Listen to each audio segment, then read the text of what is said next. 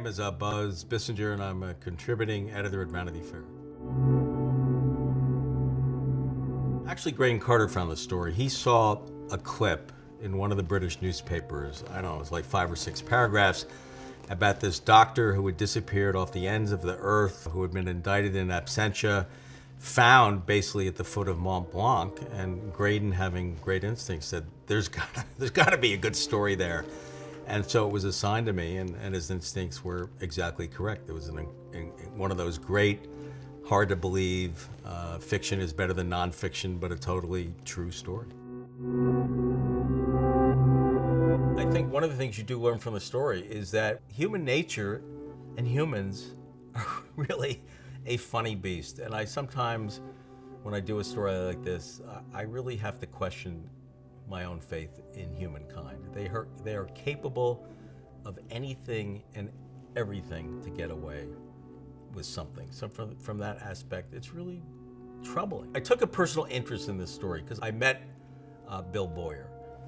I saw the deposition with Phyllis Barnes. I saw her talking through a voice box. I saw this guy disappear without a trace. I saw this guy basically having a good time in Courmayeur, which he did. What is he doing? He's skiing.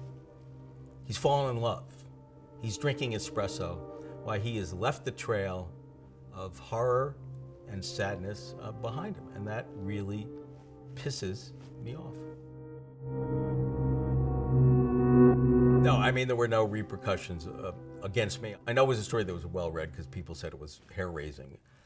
Societal impact, I don't know. I mean, but I think when someone reads a story like this, they're going to think about doctors. They're going to think about that pact of trust. You know, getting a second opinion is not a bad thing. It's a smart thing, and often it confirms the first opinion.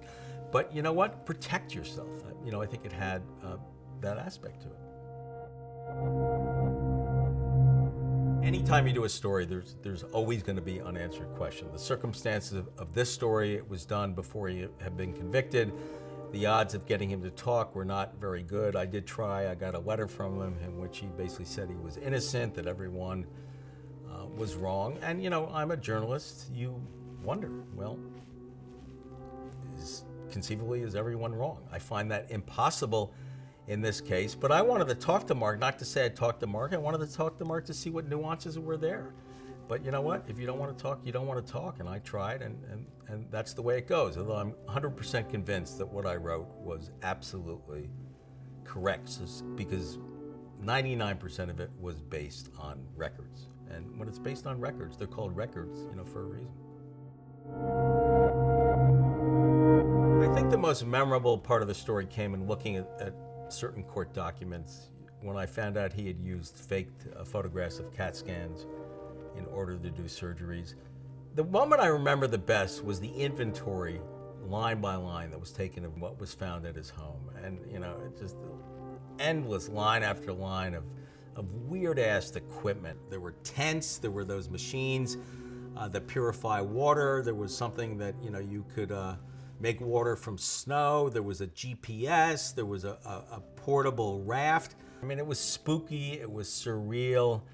And, you know, I love that delicious little detail, because to me it said a lot about what this guy was really about and what he was trying to do. I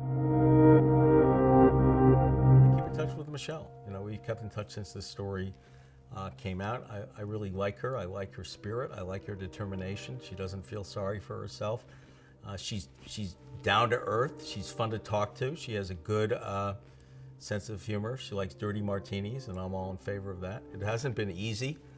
She had to pick up so many pieces psychologically. She had to move forward financially. It was very, very hard. And she's had some hard moments, but to her credit, she got a doctorate. She's now licensed. She's practicing in Chicago. I'm really proud of her. And on top of it, and this is typical of Michelle, is taking care of her mom. I mean, this is a woman of tremendous, tremendous loyalty. And I really have a lot of admiration for her. And it looks like her life is coming together. Ken Allen, I think about, because I just like the hell out of him. Barry Ruth, who was another attorney, was incredibly helpful. You know, from time to time, you know, Mark pops into my head, and I sort of would like to, you know, if he wants to hang out and talk, I'm curious. I am curious. That I am.